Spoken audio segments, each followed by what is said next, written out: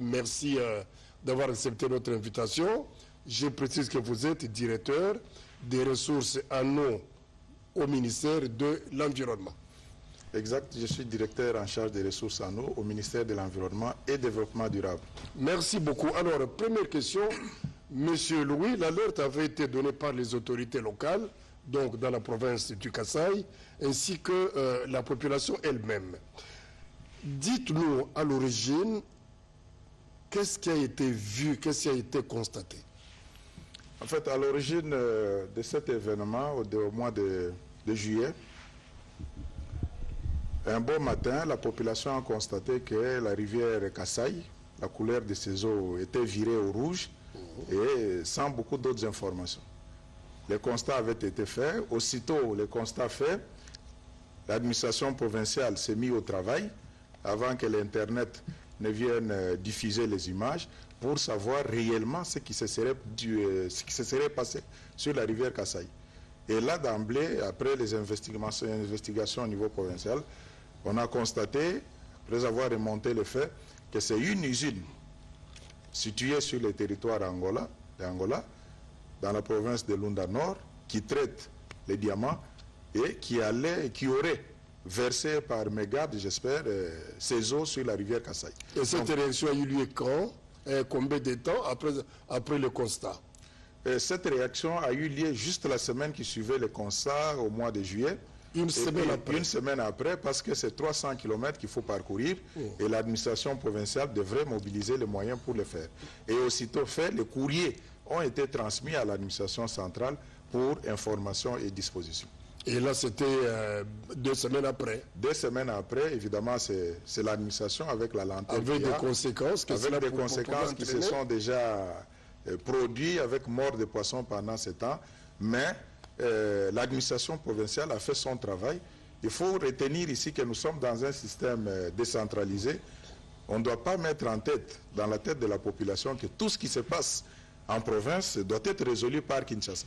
Non, c'est archi faux. Mais il va de la vie humaine quand même. Il va de la vie humaine, mais l'administration centrale avait pris des dispositions. Nous avons reçu, la semaine qui suivait, les courriers. On pouvait se retrouver sous la main des milliers de morts. Mais oui, il y a eu... Ça ne serait pas une affaire de l'administration locale seulement. Non, c'est-à-dire la situation avait déjà été prise en charge par la province parce que le coordonnateur provincial en charge de l'environnement et son collègue de pêche ont vu l'autorité et un communiqué avait été publié. Je n'ai pas la date en tête malheureusement, pour prévenir la population de ne plus utiliser cette eau-là et surtout de ne pas consommer les cadavres de poissons. Alors, de ne pas utiliser cette eau. À Chikapa, il y a d'autres alternatives.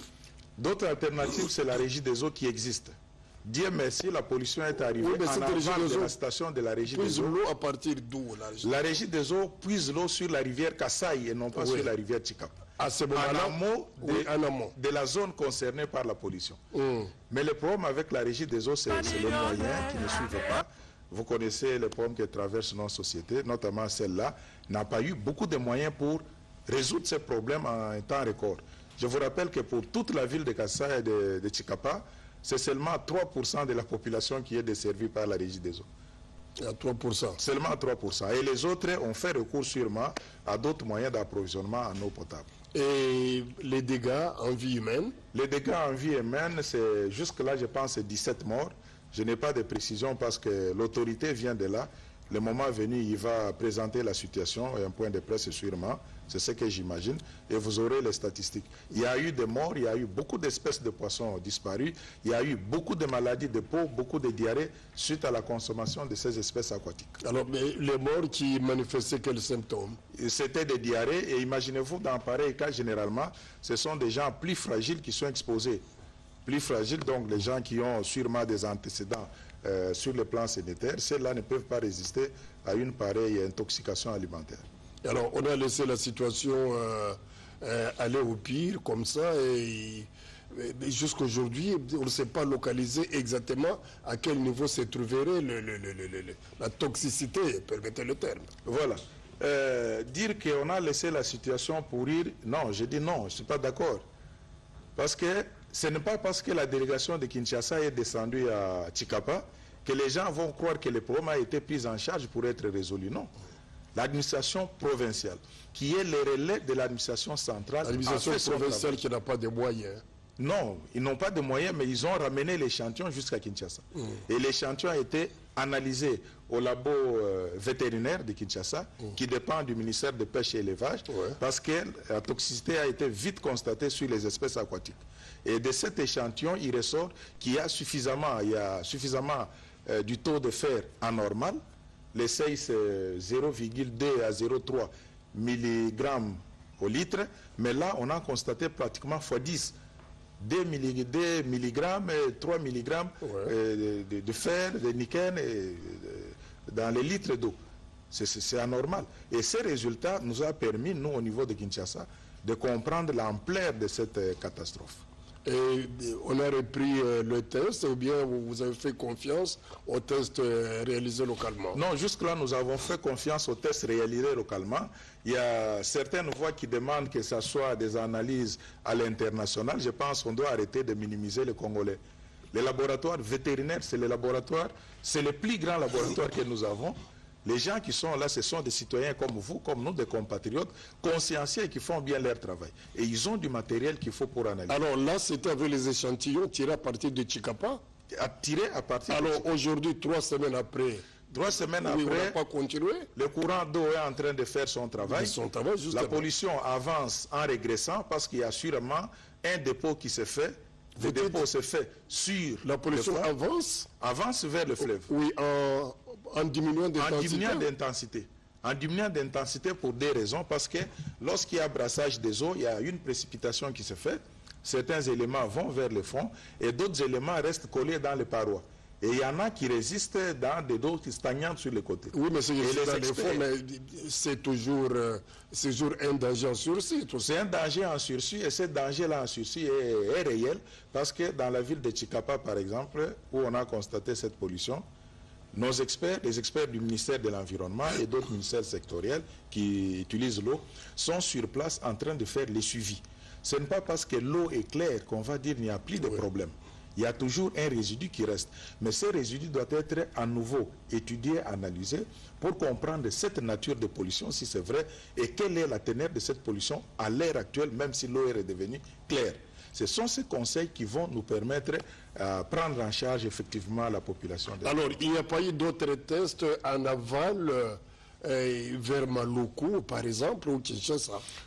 Ici à Kinshasa, il faut prévenir. Ici à Kinshasa, il faut prévenir. Oui. Nous avons fait certains prélèvements. On saura les résultats peut-être demain ou après-demain. Il y a des prélèvements qui sont faits sur le fleuve régulièrement pour voir un peu si la pollution est arrivée ou pas. Donc nous sommes en train de faire les essais. Je vais préciser une information, disons quelque chose de taille. Tshikapa aujourd'hui est connu au monde entier, jadis pour les diamants. Aujourd'hui, là, est connu pour la pollution de la rivière Tshikapa. OK? Mais pourquoi Tshikapa? Tshikapa, parce que c'est l'agglomération la plus importante le long de ce cours d'eau. Mais n'oubliez pas, c'est des Congolais qui sont en amont de Tshikapa. Justement, il y a des petits villages. Il y a des petits villages le long de la rivière Tshikapa. Ouais. Il faut penser aussi à ces gens-là. Et l'administration centrale, avec l'administration provinciale, actuellement, le ministre en charge du développement rural de la République, et dans la contrée pour voir comment apporter une solution à ces problèmes d'approvisionnement en eau potable. Oui, mais en attendant, ils vivent de quoi, tous ces gens? Ils vivent des restrictions qui ont été formées. J'imagine qu'il y a eu quelques forages. Il y a quelques rivières dans la contrée où les gens peuvent aller s'approvisionner en eau potable. Mais le ministère du Développement rural, au moment où je vous parle, a pris en charge ces dossiers pour aménager les sources d'eau et voir la possibilité de faire les forages. Parce que la rivière de Tshikapa jusqu'à Angola, ça fait près de 300 km. 300 km, c'est autant de villages le long de la rivière. Donc, ce n'est pas possible à l'heure actuelle de réaliser des forages à chaque village ou à tout coin où il y a des habitants. Donc, c'est une étude qui doit être menée, une cartographie, pour voir la possibilité de vite faire des forages en réseau pour dépanner nos compatriotes et voir la possibilité d'aménager certaines sources d'eau qui existent pour que la population s'approvisionne facilement. Non. Alors, en attendant, est-ce qu'au niveau du ministère, vous avez pris la précaution de tirer la sorte d'alarme en direction des habitants, non seulement du Kasaï, mais il y a également le Bandundu qui est concerné, la ville de Kinshasa, la ville de Brazzaville et même beaucoup de villes du Congo central? Oui, ce n'est pas seulement une catastrophe qui va rester en RDC. La catastrophe venue d'Angola peut aussi retourner en Angola. Comment ça? Si la pollution arrive à Mwanda, de l'autre côté de Mwanda, c'est la République d'Angola. Donc, eux aussi, ils sont concernés. Brazzaville est concerné. La sonnette d'alarme, c'est rester à l'écoute des informations. Vous êtes le canal le plus indiqué pour sensibiliser la population. Dès qu'il y a une situation comme à Kinshasa, dès qu'on se rend compte que l'eau est polluée, la population sera informée du comportement affiché. Alors, est-ce qu'il y a eu des experts congolais dépêchés en Angola auprès de l'usine génératrice de tous ces déchets toxiques pour déterminer exactement en fait, la nature et la quantité de ce qui a été déversé dans la rivière? Alors, les experts dépêchés, pas encore. Pour une simple raison que les experts ne peuvent pas aller main réduite. Les experts doivent aller avec un dossier bien constitué. Et ce dossier qui comprend, selon nos informations, la nature du polluant, oui, la quantité même du polluant dans les litres ou les milligrammes, ça dépend de ce qu'on va prendre comme unité, et les désastres causés pour solliciter une probable réparation.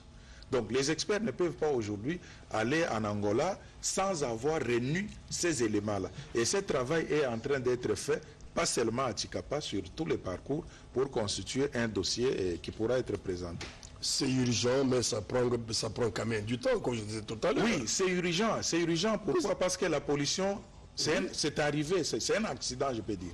Cet accident est arrivé, personne ne pouvait s'y attendre. La province a fait ce qu'elle pouvait faire, la nationale s'est ajoutée à la province, mais l'essentiel, c'est de résoudre de manière durable ces problèmes. Il ne faut pas les faire dans la précipitation. Mais l'Angola est placé devant ses responsabilités. Est-ce que les autorités angolaises ont reconnu cette catastrophe? L'Angola, il faut parler de l'Angola comme pays qui abrite l'usine. Oui. Mais la responsabilité, c'est l'usine, parce qu'on ne sait même pas si c'est une société de droit angolais ou pas. La responsabilité, c'est l'usine. Selon les informations que nous avons, l'usine est identifiée. Et l'usine a reconnu, avec l'échange entre l'usine et la province, ils ont reconnu l'acte qu'ils ont posé. Ils ont présenté des regrets. Et maintenant, laisser le gouvernement constituer les éléments pour approcher la République angolaise et discuter ensemble pour voir comment réparer les faits. À partir du moment où les dégâts n'est pas encore quantifiés, l'ampleur du désastre n'est pas encore déterminée, on ne peut pas aller les voir, sinon on ira pour rien. Alors, je vais ajouter un élément. N'oubliez pas que le cours d'eau en question, donc la rivière Tshikapa, c'est un cours d'eau transfrontalier. Il a la source en Angola et il a l'exutoire, donc la fin, en RDC. Et ce genre de cours d'eau sont gérés selon des conventions. Et nous avons 3 conventions concernées par les 2 pays actuellement qui peuvent nous aider à traiter ces dossiers. La première structure, c'est la Commission internationale du bassin du Congo au Bangui-Sanga, la CICOS, qui a son siège ici à Kinshasa. La deuxième structure, c'est la politique régionale de la CEAC, les États membres de la CEAC, la RDC comme l'Angola, sur les ressources en eau. Et la troisième structure, c'est pratiquement le parallélisme, la même chose, mais c'est pour la SADC. Donc nous devons associer toutes ces structures, doivent nous accompagner pour qu'ensemble, on fait une commission tripartite, SICOS RDC Angola, ou CAC RDC Angola, SADC RDC Angola, pour trouver la solution. Pourquoi je l'ai dit? Parce que la pollution transfrontalière telle qu'elle s'est produite peut affecter Brazzaville et peut même affecter la République d'Angola à partir de Mwanda jusqu'à l'embouche. Donc la machine diplomatique est encore très timide jusque-là. Elle n'est pas timide, elle doit être alimentée par la machine technique, qui est le ministère de l'Environnement et les autres ministères sectoriels qui dépendent de l'eau, comme la santé, comme pêche et élevage, comme les transports, comme l'agriculture. Donc il y a plus, comme les infrastructures, comme le tourisme. Ouais. Il y a des grosses bêtes qui ont péri. Donc le secteur touristique va connaître aussi un recul. Donc tous ces ministères, chaque ministère va réunir son élément, mais ça sera déposé au ministère de l'Environnement. Pourquoi le ministère de l'Environnement? Eh bien, c'est simple. C'est le seul ministère qui a la responsabilité de gérer les ressources en eau, toutes les ressources naturelles. Donc, ils doivent ramener leurs informations au ministère de l'Environnement. Ensemble, nous donnons la responsabilité à la politique, à la coopération régionale, aux affaires étrangères pour nous amener la solution. Alors dites-moi, Monsieur Lungu, il y a des malades et depuis...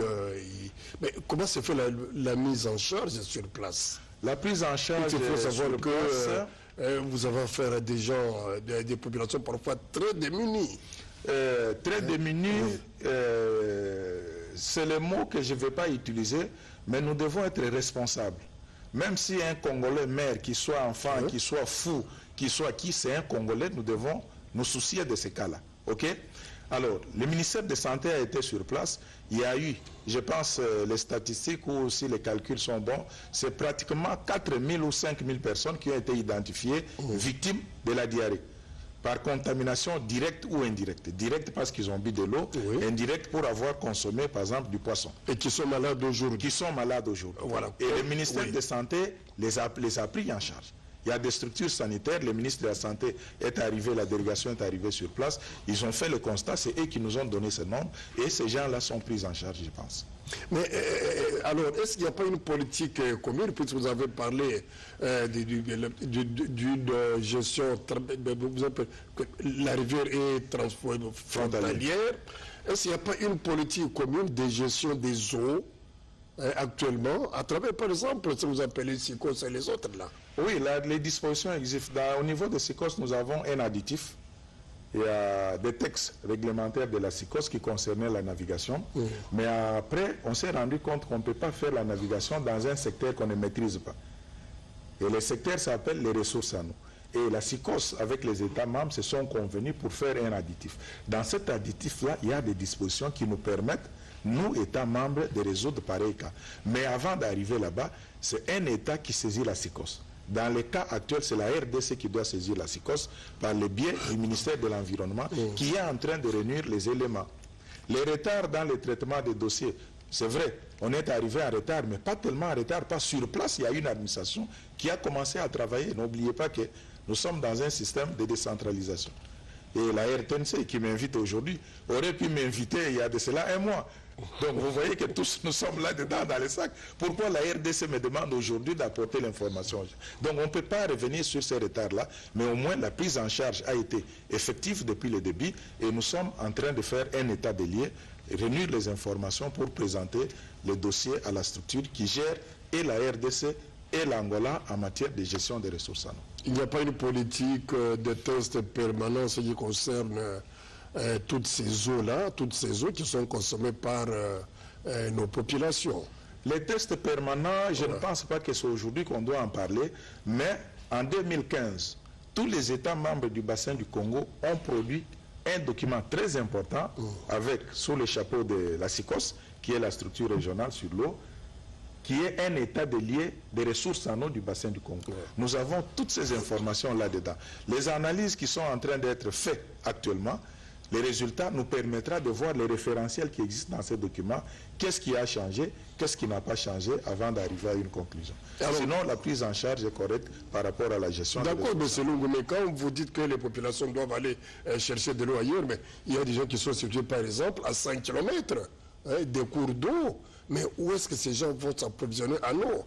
Mais vous avez peut-être parlé des forages, mais ce n'est pas partout qu'on peut trouver de l'eau facilement. Oui, les forages, même si le forage, ça ne va pas se faire au moment où je suis en train de vous parler. Ça va prendre du temps. Oui, ça prend du temps. Mais les conseils quand on donne, autant faire 100 mètres, chercher de l'eau potable, là où il y a une bonne fontaine de la régie des eaux, que prendre le risque, parce que vous êtes à 5 mètres de la rivière, vous préférez prendre de l'eau qui est claire. Mais sachez ceci.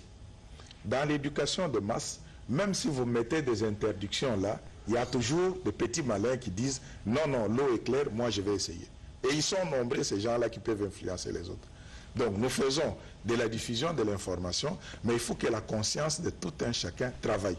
Vous pouvez voir quelqu'un qui est à 5 mètres de la rivière, il refuse de prendre de l'eau parce qu'il suit les informations, il suit les restrictions qui ont été données par les autorités.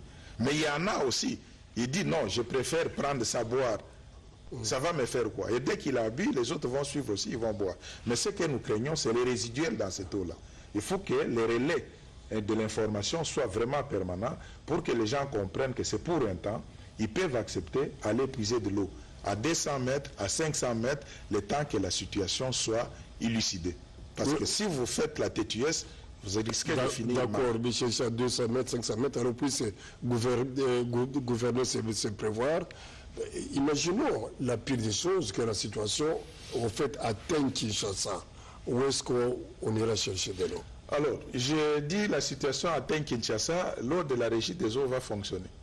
Parce que la grande station de la régie des eaux de Kinshasa, c'est le point de captage sur la rivière Njili, qui est en amont du fleuve Congo. Mais toute la ville n'est pas provisionnée par Njili. Oui, mais si ça arrive ici, on demandera à la régie des eaux de donner le communiqué, le moment venu, pour que les gens qui dépendent directement du fleuve puissent se stopper le temps que les analyses soient clarifiées.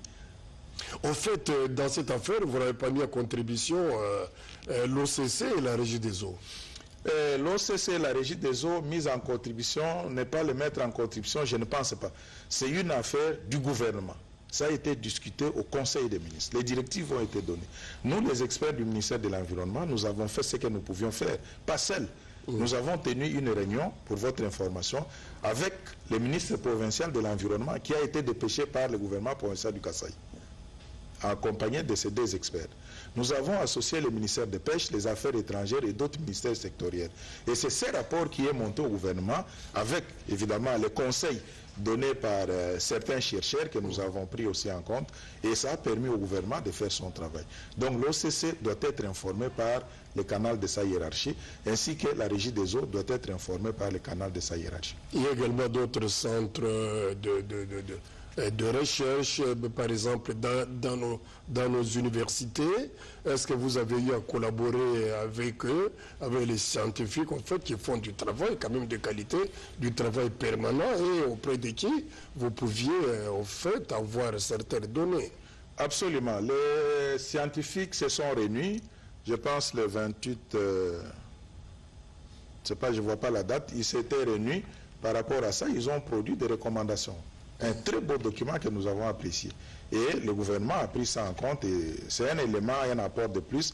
Donc on ne peut pas négliger les chercheurs à pareilles circonstances. Donc leur rapport est attendu et ça sera toujours attendu pour améliorer la condition de vie des Congolais. Alors vous dites, je reviens à quelque chose que vous aviez là tout à l'heure, qu'il n'y a pas à s'alarmer outre mesure et que la purification pourrait être automatique, naturelle, à cause du débit du fleuve notamment. Non, ce n'est pas ce que j'ai dit. J'ai dit tout simplement, la purification d'abord, la pollution des eaux, c'est compliqué. Lorsqu'elle est organique, on peut encore espérer qu'il y a auto-épuration de l'eau. Mais lorsqu'elle est minérale, comme nous la constatons maintenant, c'est difficile de faire une auto-épuration. Ce que j'ai dit, c'est les circuits. Les circuits du fleuve, de la rivière Kasaï, Tchikapa étant long, au fur et à mesure que l'eau coule, vous n'avez pas la même concentration que vous avez à Tchikapa, que vous allez constater par exemple à Ilebo 3-4 jours après. Pourquoi? Parce qu'il y a un précipité qui se forme.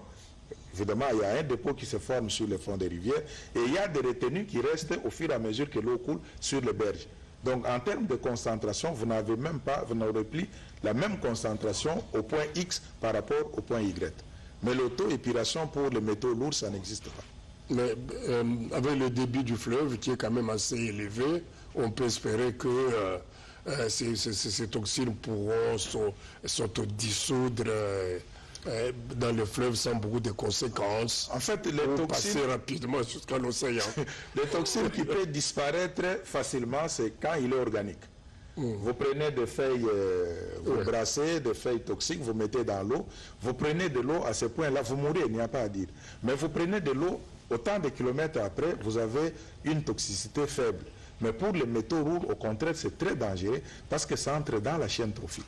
Ça entre dans les poissons, ça entre dans les mammifères aquatiques, ça entre dans certaines plantes aquatiques qu'on peut utiliser. Dans certains reptiles, ça peut rester. Donc c'est très dangereux. Par rapport à ça, nous devons être regardants. Justement, c'est que les riverains doivent mener aujourd'hui une vie assez dure tout de même, puisque les gens ne vivent que de ces rivières. Tchikapa comme le Kasaï. Tchikapa, c'est l'agglomération. Parlez plus des autres villages qui sont le long de la rivière Tchikapa, où Le papa est pêcheur. Ou le long du Kasaï, tout le long du Kasaï. Jusque dans le Bandundu. Voilà. Oui. Le papa est pêcheur. Toute l'économie familiale est basée sur la pêche. Je me mets à leur place, vous ne savez pas combien n'ont pas pu payer les frais d'examen d'État parce qu'il attendait à attraper un gros poisson tel jour et la rivière est devenue rouge, il ne peut pas pêcher. Donc vraiment, je compatis avec eux. Mais tout ce qu'on peut leur demander, c'est de respecter le peu de consignes qui ont été diffusées dans les médias. L'administration sur place est en train de travailler, qui respecte ça, c'est passager. Ça peut prendre 1 mois, ça peut prendre 2 semaines. Ils vont redevenir à la normale le temps que les analyses révèlent si l'eau est à l'état normal ou pas. Ne prenez pas le risque de braver les consignes qui ont été données. Sinon, vous perdez la vie comme une blague.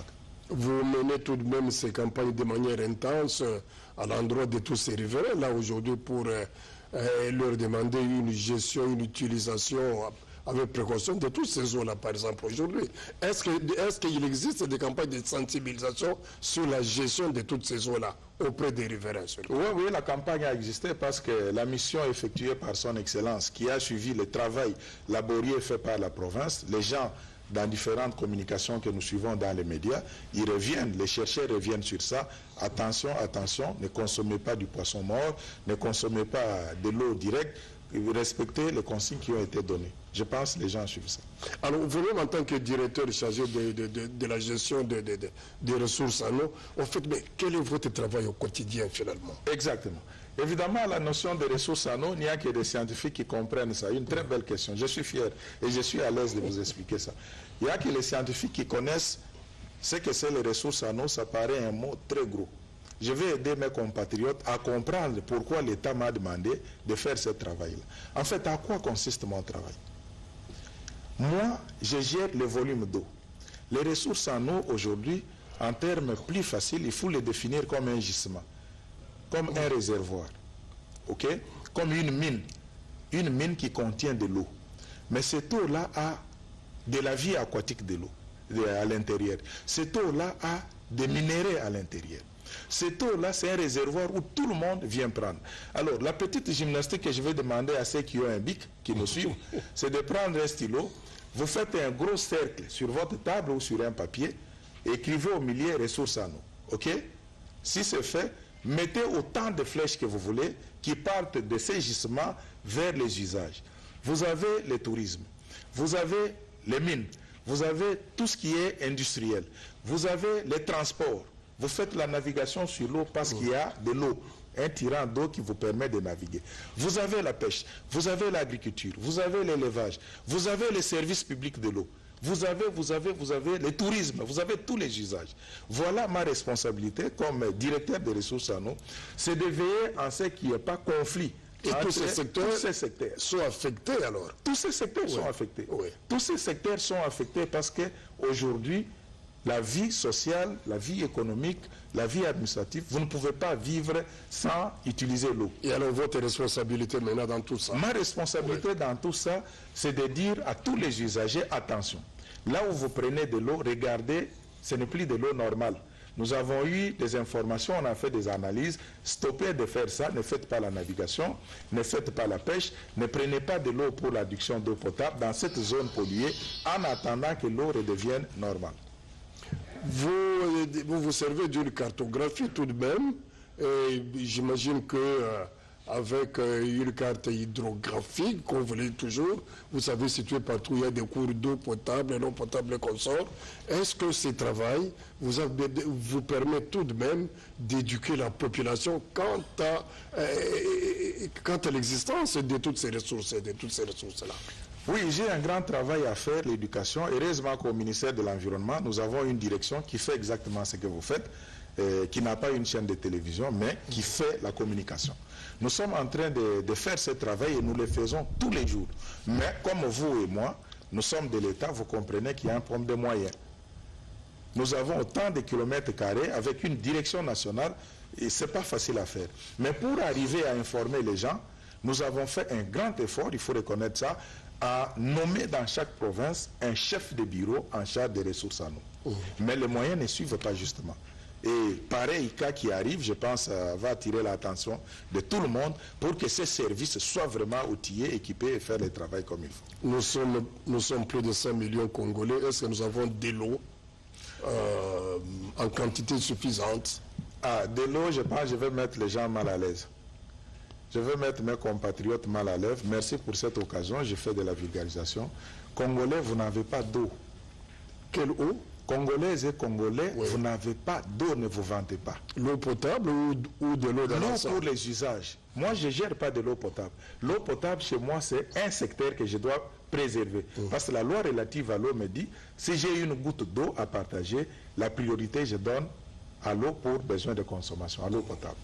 Mais tous les usages qui dépendent de l'eau, je vous dis, vous n'avez pas de l'eau. Pourquoi je dis ça? C'est parce que, apparemment, vous allez vous promener sur les fleuves, sur la rivière Ndjili, vous voyez l'eau couler, vous dites, nous avons beaucoup d'eau. Oui, c'est l'impression que vous avez.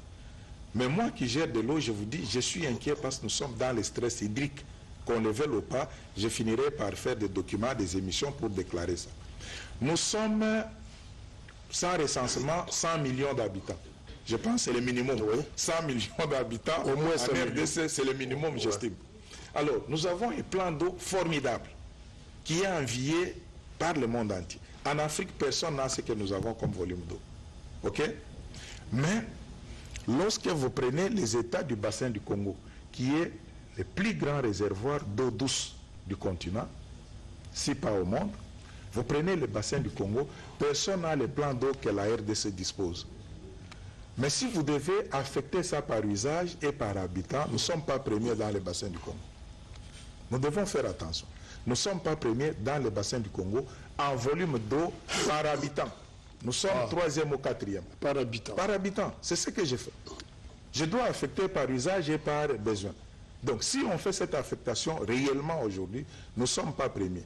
Et nous sommes déjà fragiles. Je l'ai dit sur d'autres chaînes de radio dans la ville ici. En RDC, vous avez certains territoires, pour ne citer que le territoire de Niragongo, dans la périphérie de Goma. Il n'y a aucun cours d'eau. Et c'est le milieu rural. Il n'y a aucun cours d'eau.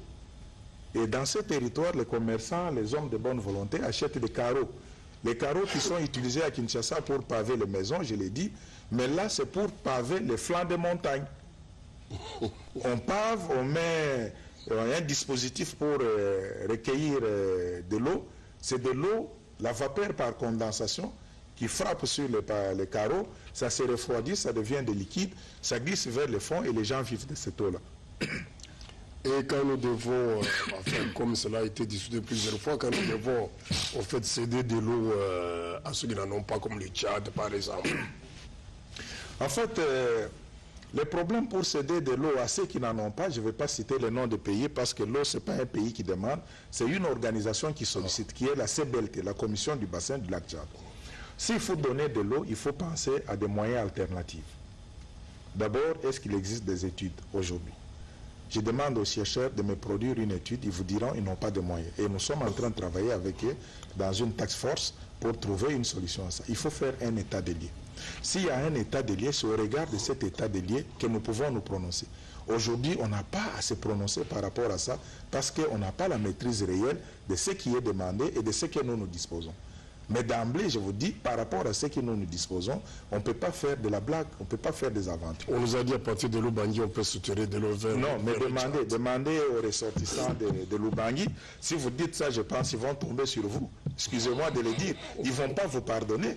Demandez aux ressortissants de l'Ubangi, ils vont vous raconter ce qui se passe. Ils restaient devant leur maison, comme vous et moi assis. Ils voyaient Ubangi passer, flotter. Mais aujourd'hui, ils ne voient pas Ubangi, c'est de l'histoire. Même pendant la saison de pluie, ils doivent aller chercher Ubangi dans un trou, ils ne voient plus Ubangi. Donc on ne doit pas, nous sommes un État, quand un État décide, il prend des décisions de manière durable. Même si la pluie reste un atout pour nous. La pluie reste un atout pour nous, c'est de l'eau non conventionnelle.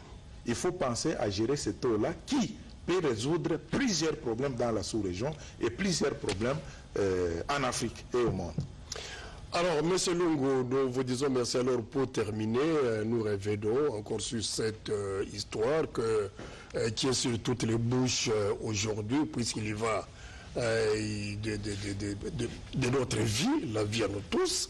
Qu'est-ce que, en fait, les Congolais Donc, ils doivent s'attendre à quoi face à cette situation que j'ai qualifiée d'apocalyptique au début de cette émission, avec des dizaines de morts que nous enregistrons déjà, des milliers de malades aujourd'hui qui doivent être pris en charge. Et nous, ici à Kinshasa, ceux du Brazza, du Congo central, nous sommes dans l'incertitude aujourd'hui. Y a-t-il un espoir quant à une meilleure vie après la consommation de l'eau du fleuve surtout? Non, je pense qu'il n'y a pas à s'alarmer par rapport à ça.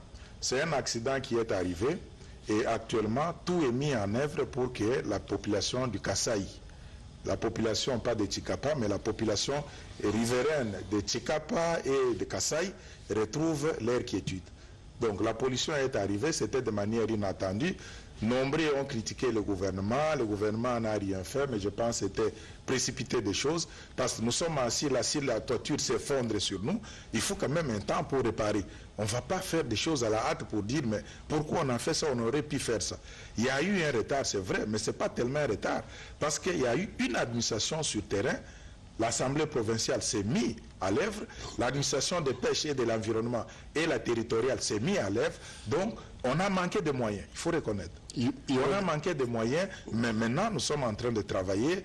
Le ministère du Développement rural a pris les choses, ce qui les concerne. Le ministère des Pêches est en train de travailler dans son secteur. Le ministère des Transports est en train de faire son travail. Donc, l'administration est en train de gérer la situation pour répondre et pour ne pas inquiéter plus la population. Il y a des compensations prévues de la part du pollueur? Il y a des compensations prévues, c'est prévu dans tous les documents sur la gestion des eaux, c'est prévu, ce n'est pas la RDC qui va inventer ça.